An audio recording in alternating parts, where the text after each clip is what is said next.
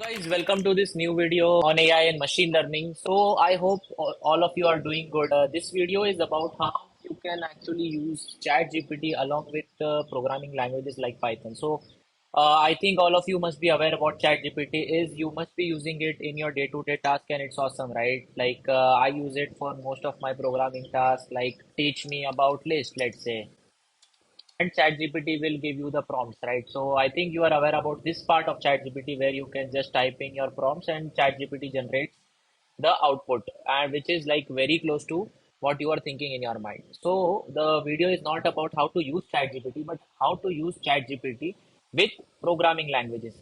So for that, first of all, you will need to have a OpenAI account. So what you need to do is that you go in your open your browser, open this link, OpenAI login, then go to login, then log in with your Gmail or Microsoft or Apple account, whatever. So I'll be logging with my email, that is my Gmail account. And once you have this, you can just go to your tab and view your API keys. So I have already got the API key from OpenAI, and you can create your own API key. So make sure that you just save the API key once you get it from OpenAI, because this key will not be visible the next time. You will have to create a new key. So once you have this key, then you are good to go. So then you can use ChatGPT even with Python. So once this is done, our Visual Studio Code. Okay, so I am in my Visual Studio Code and I have created a .env file where I have saved the API key.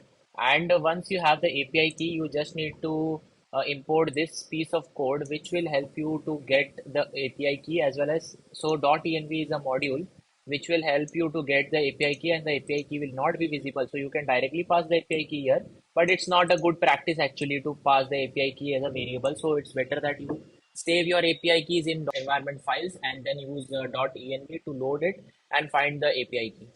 So besides this, you also need some other modules, that is OpenAI.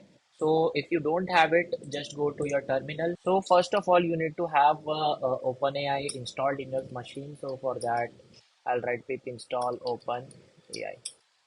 So it's already there in my system, so I don't need to do it again. Right, so I'll clear this thing and I'll close the terminal. So now once you have the key loaded, so let's load the key. So it shows that okay, the key is loaded. Now you just need a helper function. So let's go through this function. So this is a function which says get response. There are two arguments to it, prompt and model.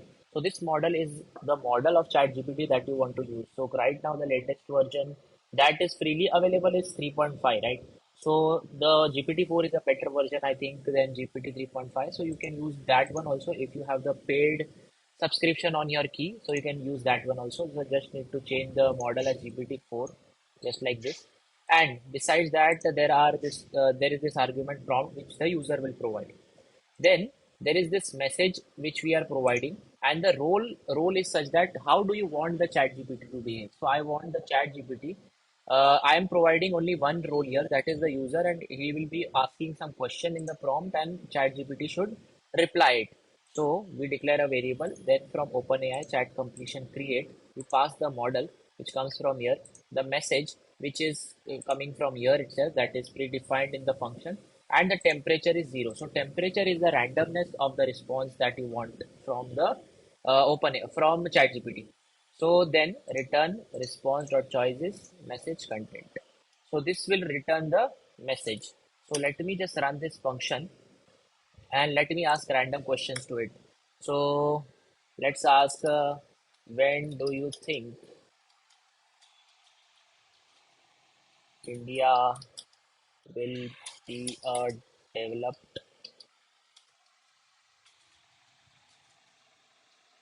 nation? So this is one question that I always wanted to get the answer of, that when will my country be a developed nation? So as an AI model, it says that I can't predict the future. However, India has made significant progress in recent years in terms of economy, growth, infrastructure, social welfare, continued efforts and reform. India has a potential to become a developed nation in very future. So yeah, I mean the response is pretty good. I'm happy with it. Okay, so this was how you can just get simple responses from your chat GPT in your Python code itself. Okay, so now we define one more function, and just make sure that what's happening in this function is that we are passing some more parameters here. So the message now, instead of defining it here itself, we will be passing the message from the user side itself, that how you want the chat GPT to behave. Okay. Besides that, the model is same, the temperature is set to 0, and the max token is how much long do you want the output. So you can keep it as long as you want. So I'll keep it 1200 tokens for now. Okay. And then besides that, everything is same. Like inside it, you just pass the arguments and run the function. Now, what you'll do is that we'll ask the chat GPT to behave in some specific way. So for that, we are passing the role of the system. That is, if chat GPT is a system and you want it to behave in a certain way, let's say I want to behave it as a dictator.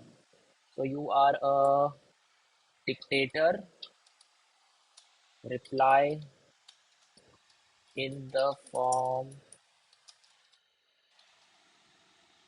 of a cruel dictator. Okay. And I want to ask it that, uh, oh my lord, oh my king, when we work tirelessly for you, when will we get our wages?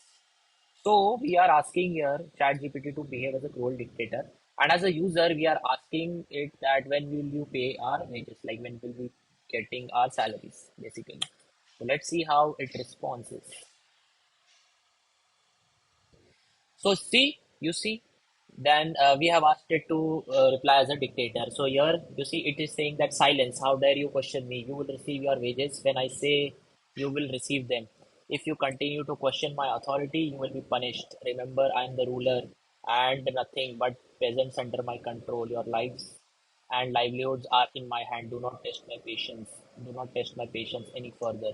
So you see how ChatGPT behaves in this controlled way with the help of providing the message role as system, and you can provide any other role. So now let's try to change something that instead of dictator, I'll ask it as a good king. Good king. A reply in the form of a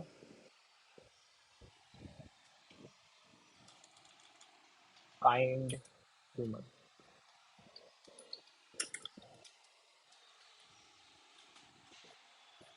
So let's see what it gives this time.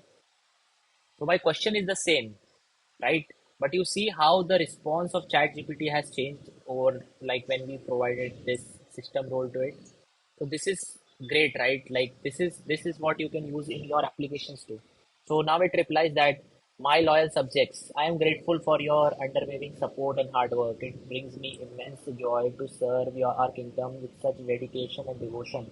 As your please let me know what I'm aware of and I'm blah blah blah whatever. See, but you see the tone of the response, like it is actually replying in the form of a good king, and earlier it was replying in the form of a cruel dictator. So this is how you can change the responses from ChatGPT, and like you can even explore more how you can play around with these responses and use ChatGPT in Python in your application. So I hope that this video has added some value to your learning journey. If you actually like my work, if you feel that my videos bring some value to your table, please do hit the like, share, and subscribe button. See you next time.